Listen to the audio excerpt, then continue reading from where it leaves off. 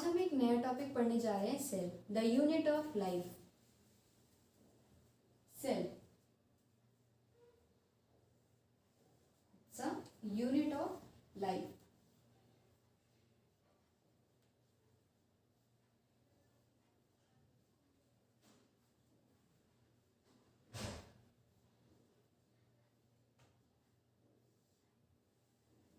Life, हम अपने चारों तरफ बहुत सारी चीज़ें देखते हैं। या तो वो चीज़ें लिविंग होती हैं या वो चीज़ें नॉन लिविंग होती हैं। अगर कोई चीज़ लिविंग है तो क्यों लिविंग है, अगर कोई चीज़ नॉन लिविंग है तो ऐसा क्या है जो उसमें नहीं है जिसकी वजह से वो नॉन लिविंग है। तो on the basis of life, living और नॉन लिविंग को हम देखते हैं। आइए जानते हैं लिविंग और नॉन लिविंग के बारे में।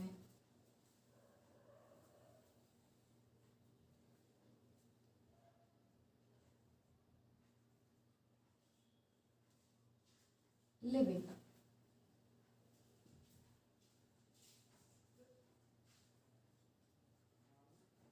Non living.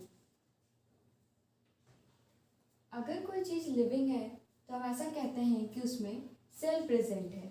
इसका मतलब अगर कोई चीज़ लिविंग है तो उसका मतलब उसमें सेल ज़रूर प्रेजेंट होगा। सो प्रेजेंस ऑफ सेल उसे लिविंग बनाती है।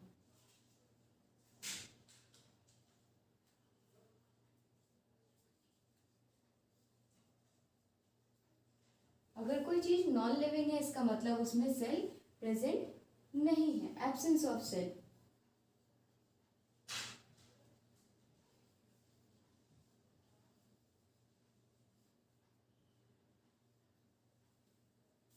अगर कोई चीज़ लिविंग है उसमें सेल प्रेजेंट है on the basis of number of cell. किसी ऑर्गेनिज्म में एक सेल होते हैं, किसी में दो। तो on the number of cell, number of cells we categorize into two parts, unicellular and multicellular।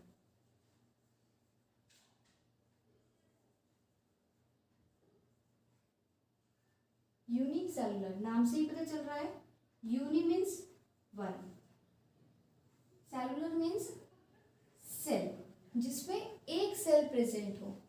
For example bacteria, जिसमें एक सेल प्रेजेंट होता है। Second amoeba. ऐसे बहुत सारे ऑर्गेनिज्म हैं जो यूनिसेलुलर हैं। अब पढ़ते हैं multicellular. Multi means many and cellular means cell. जो बॉडी बहुत सारे सेल से मिल के बनी हुई हो, बहुत सारे सेल का ऑर्गेनाइजेशन हो उसमें, उसे बोलते हैं मल्टी सेलुलर। मतलब बहुत सारे सेल्स मिलकर एक बॉडी बनाती है। फॉर एग्जाम्पल हम ह्यूमन ट्रिलियंस ऑफ सेल्स से मिलकर बने हैं। बहुत सारे सेल्स प्रेजेंट हैं। बहुत सारे सेल्स मिलकर टिश्यू बनाते हैं, कंबाइन होकर टिश्यू फॉर्म करते हैं। तो on the basis of organisation, on the basis of organisation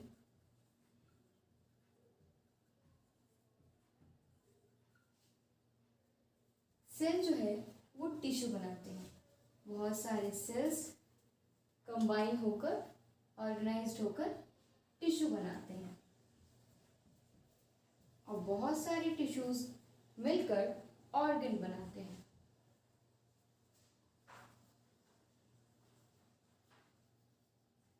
और बहुत सारे ऑर्गन्स मिलकर एक ऑर्गन सिस्टम बनाते हैं।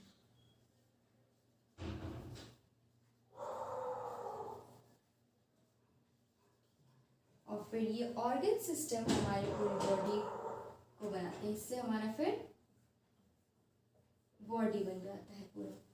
सेल कंबाइन होकर टिश्यू बनाते हैं, टिश्यू कंबाइन होकर ऑर्गन बनाते हैं, ऑर्गन कंबाइन होकर ऑर्गन सिस्टम बनाते हैं और पूरे एक ऑर्गन सिस्टम से हमारी बॉडी बन जाती है। कुछ चीज़ें सिर्फ टिश्यू लेवल पे ही होती हैं। फॉर एग्जाम्पल सिलेंट्रेटा, जो सिर्फ टिश्यू लेवल पे ऑर्गेनाइज्ड है। अब ये हो गई यूनिसेलुलर मल्टी सेलुलर की बात। अब हम थोड़ा देखते हैं व्हाट इज सेल। सेल क्या है?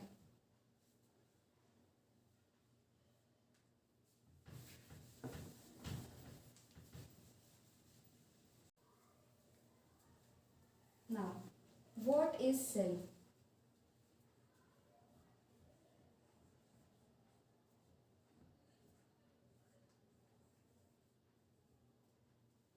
सेल क्या है? क्लास 9 से हम पढ़ते हुए आ रहे हैं एक सेल की डेफिनेशन। वो क्या है? Cell is a structural and functional unit of life. Unit of life. अब इस डेफिनेशन का मतलब क्या है जो हमने पढ़ा है? Cell is a structural and functional unit of life. So क्या मतलब है इसका? स्ट्रक्चरल मीन्स सिंपल सी बात, सेल का एक स्ट्रक्चर होगा।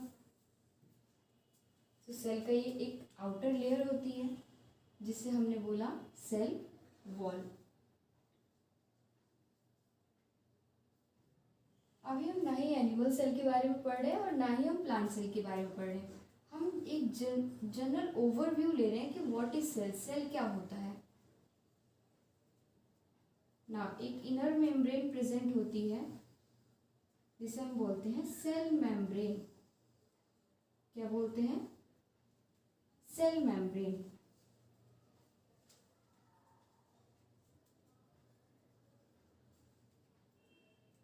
इसके बाद यहाँ एक फ्लूइड प्रेजेंट होता है जिसे बोला जाता है साइटोप्लाज्म। साइटोप्लाज्म। ये साइटोप्लाज्म होता क्या है? बेसिकली ये एक सेमी फ्लूइड मैट्रिक्स है, ठीक है, जो कि एक प्लेस प्रोवाइड करता है, एक जगह देता है ऑर्गेनल्स को फंक्शन करने के लिए, काम करने के लिए। So what is cytoplasm? It's a semi fluid matrix. और एनसीईआरटी में देखेंगे तो एक बहुत ही स्पेशल लाइन कही गई है साइटोप्लाज्म के बारे में। वो क्या है? Cytoplasm is a arena of cellular activity। मतलब साइटोप्लाज्म एक प्लेस है, एक जगह है जहाँ पे सेल की सारी सेलुलर एक्टिविटीज होती हैं। मतलब सारे वर्क होते हैं, सारे फंक्शंस होते हैं। अब ये फंक्शन करता कौन है? ये फंक्शन करते हैं साइटोप्लाज्म में प्रेजेंट ऑर्गेनल्स। जैसे ये एक डेंस स्ट्रक्चर होता है जिसे हमने बोला न्यूक्लियस। न्यूक्लियस प्रेजेंट होता है, एक डेंस स्ट्रक्चर।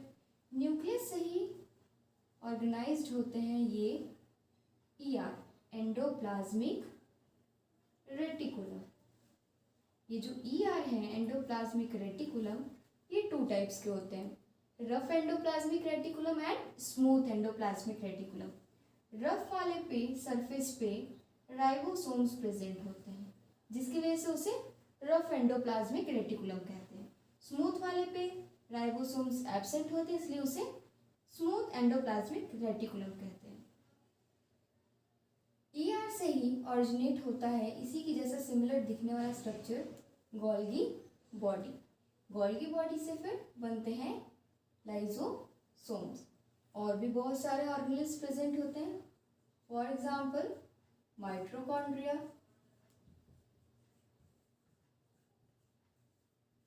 माइटोकॉन्ड्रिया,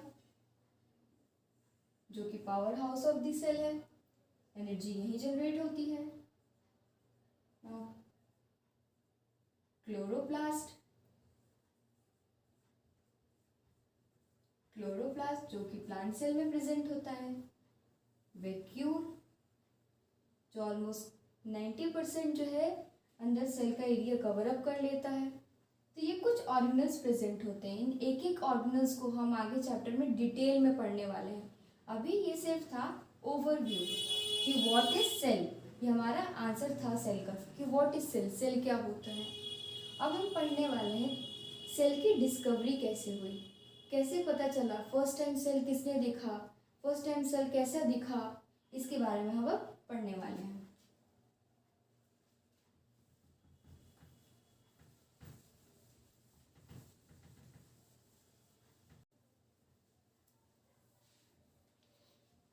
तो अब हम पढ़ रहे हैं डिस्कवरी।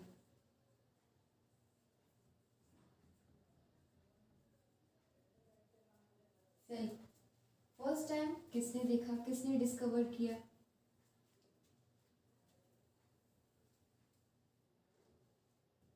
तो सेल को फर्स्ट टाइम रॉबर्ट हुक ने देखा। रॉबर्ट हुक ने देखा। किस ईयर में देखा?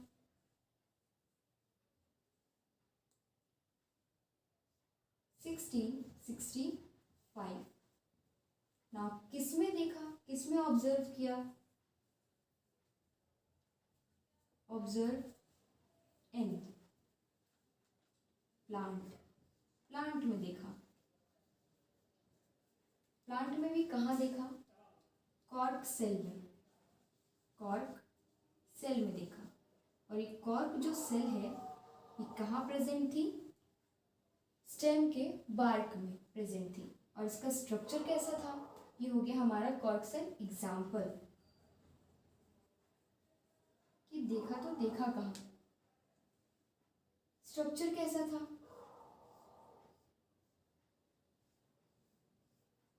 बी कॉम लाइक स्ट्रक्चर था, मधुमक्खी के छत्ते जैसा।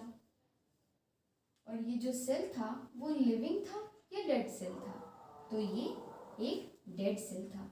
लिविंग है या डेड सेल है? तो ये एक डेड सेल था। डेड सेल, कॉर्क सेल था और ये क्या था? डेड था। क्यों डेड था? क्योंकि इसमें सिर्फ सेल वॉल और प्लाज्मा मेम्ब्रेन प्रेजेंट थी। सिर्फ ये दो प्रेजेंट थे, इसमें साइटोप्लाज्म प्रेजेंट नहीं था। और हमने अभी पढ़ा है कि साइटोप्लाज्म में ही सारी सेलुलर एक्टिविटीज होती हैं। जब वही नहीं है तो एक्टिविटीज होंगी नहीं, तो कोई फंक्शन होगा नहीं, तो ये सेल डेड ही है। वर्क नहीं करेगा तो ये non living. Now second I, ये फर्स्ट थे रॉबर्ट हुक। सेकेंड लुवेन हुक, पूरा नाम था उनका एंटोन वॉन ल्यूवेन हुक। इन्होंने किस ईयर में देखा सेल को? 1674 में देखा। ये सेल इन्होंने किस में ऑब्जर्व किया सेल को?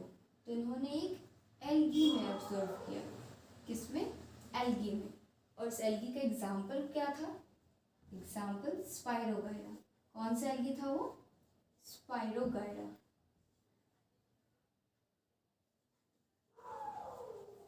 स्पाइरोगायरा, ठीक है।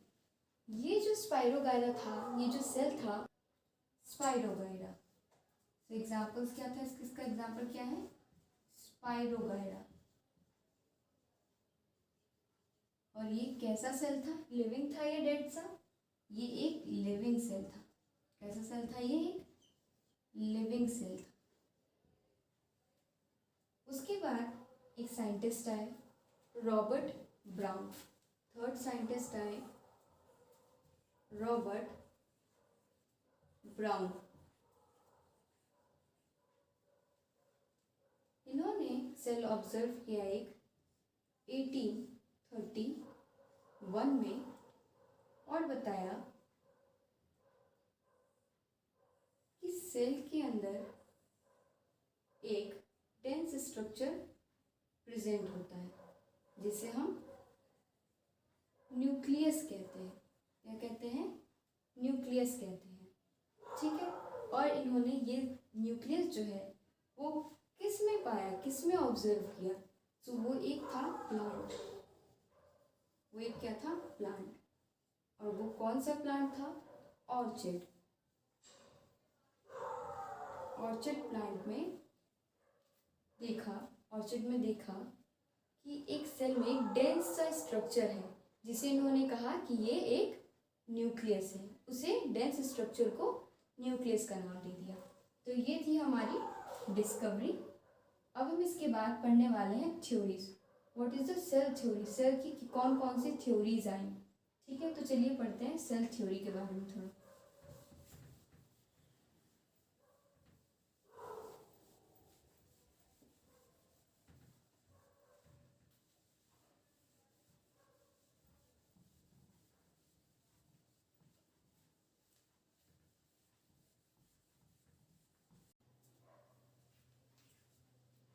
अब हम पढ़ने वाले हैं थ्योरीज। सेल की क्या क्या थ्योरीज हैं।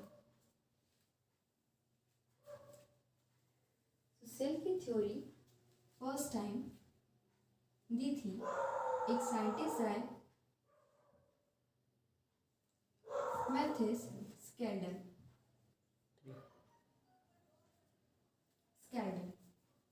इन्होंने ऑब्जर्व किया सेल को और थ्योरी दी 1838 में। ये एक जर्मन बॉटनिस्ट थे।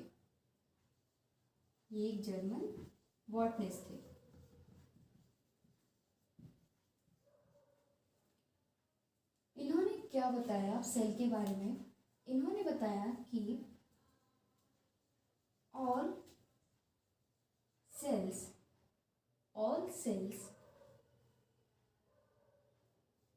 make or formed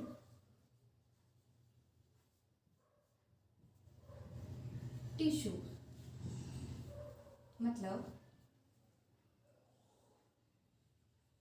बेसिकली ये बॉटनिस्ट थे, तो उन्होंने प्लांट सेल को ऑब्जर्व किया, उसके बारे में एक कंक्लूजन निकाला अपनी थ्योरी में। वो कंक्लूजन क्या था?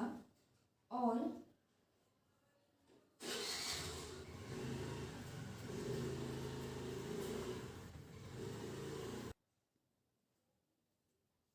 इन्होंने 1838 में प्लांट सेल को ऑब्जर्व किया। ये एक जर्मन बॉटनिस्ट थे।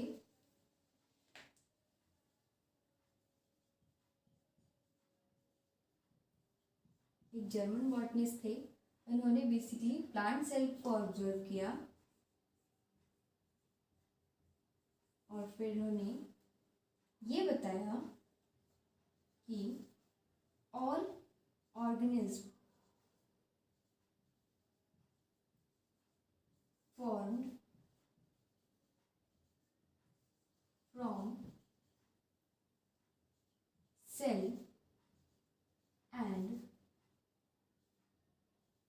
cell formed tissues।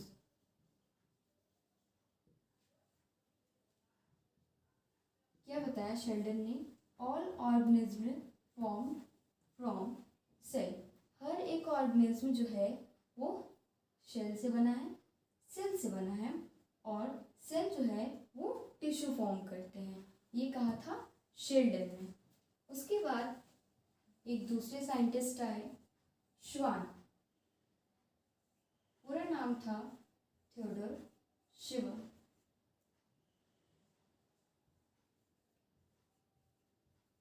श्वान ने क्या कहा?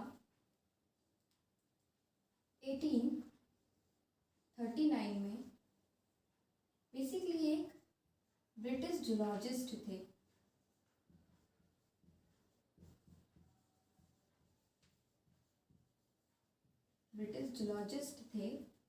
और इन्होंने एनिमल सेल को ऑब्जर्व किया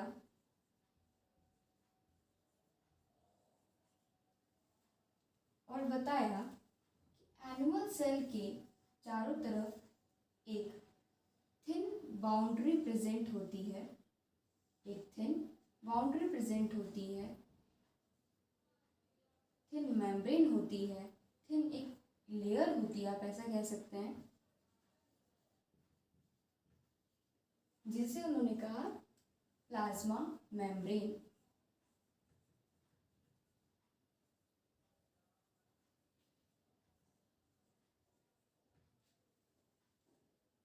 साथ साथ उन्होंने कुछ प्लांट सेल को भी ऑब्जर्व किया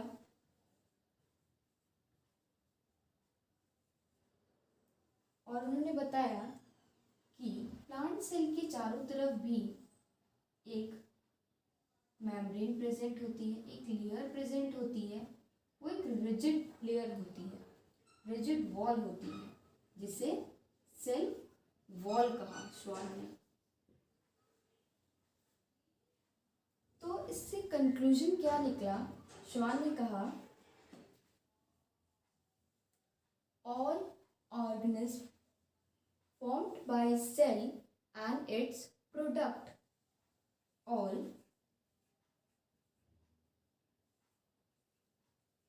organisms formed by cell and its product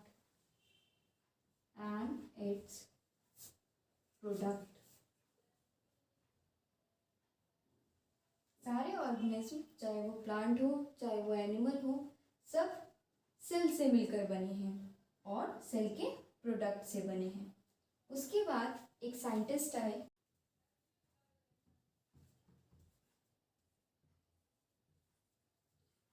Rudolf virtue. अब रुडोल्फ वर्च्यू ने क्या कहा? रुडोल्फ वर्च्यू ने 1855 में ये कहा, बेसिकली रुडोल्फ वर्च्यू ने एक फाइनल स्ट्रक्चर दिया सेल थ्योरी को। यहाँ शेल्डन और श्वान ये नहीं बता पाए थे कि हाउ न्यू सेल अराइज, एक न्यू सेल कैसे बना। तो हम ऐसा भी कह सकते हैं कि शेल्डन और श्वान की थ्योरी का एक ड्रॉबैक रहा, और वो ड्रॉबैक ये रहा कि ये एक्सप्लेन नहीं कर पाए, ये दोनों एक्सप्लेन नहीं कर पाए, श्वान एंड शेल्डन, कि हाउ न्यू सेल अराइज, एक नया सेल बना तो बना कैसे। ये एक ड्रॉबैक रहा शेल्डन और श्वान की थ्योरी का, जिसे कंप्लीट किया, एक फाइनल स्ट्रक्चर दिया रुडोल्फ ने इस सेल थ्योरी को। रुडोल्फ ने क्या कहा? रुडोल्फ ने कहा all organism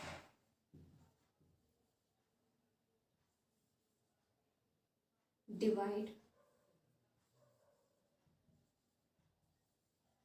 and formed new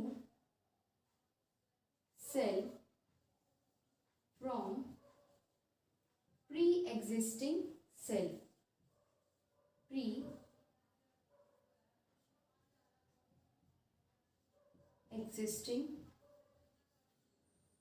cell,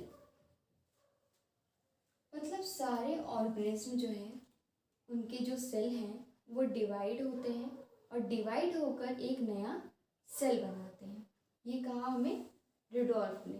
तो रुडोल्फ ने एक फाइनल स्ट्रक्चर दिया सेल थ्योरी को। सो ओवरव्यू क्या निकला, देख रहे हैं कि कैसे सेल का इवोल्यूशन हो रहा है, कैसे सेल पता चला। तो हमने देखा कि सेल का कैसे इवोल्यूशन हुआ। पहले हमें सेल पता चला कि सेल क्या है, फिर उसमें पता चली कि एक आउटर मेम्ब्रेन भी होती है, प्लांट में वॉल, सेल वॉल प्रेजेंट होता है, और एनिमल में मेम्ब्रेन, प्लाज्मा मेम्ब्रेन प्रेजेंट है। उसके बाद फिर हमने देखा कि रुडोल्फ ने बताया कि हाउ वन सेल अराइज, एक नया सेल बना तो बना कैसे, वो बना प्री एग्जिस्टिंग सेल से।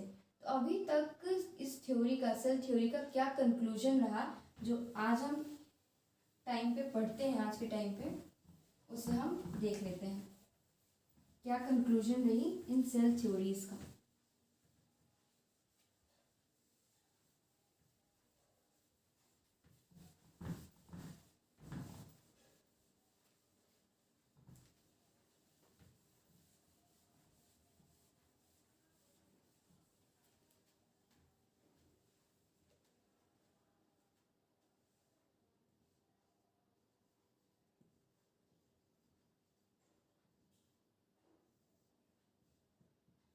तो सेल थ्योरी के कुछ कंक्लूजन निकले, जैसे first, all organism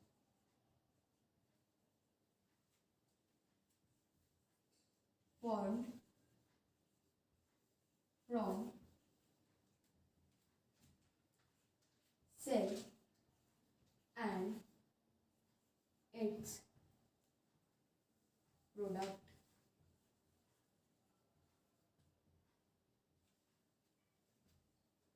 All organisms formed for cell and its product. सारे ऑर्गेनिज्म जो है वो सेल और उसके प्रोडक्ट से मिलकर बने हैं। एक और कंक्लूजन निकला, हाउ न्यू सेल अराइज, एक नया सेल कैसे बना।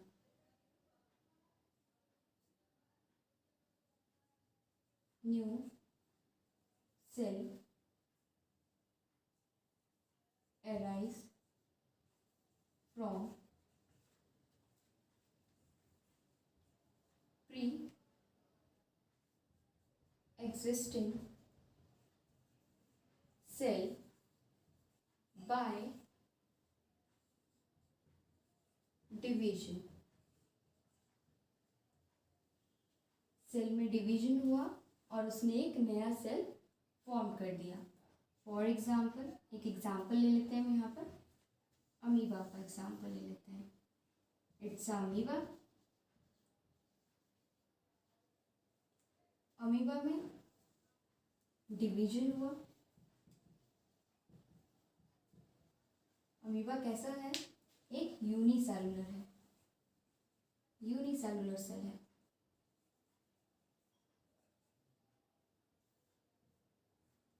अमीबा में डिवीजन हुआ और दो इस तरीके से ये डिवाइड हुए और दो डॉटर सेल मिल गए।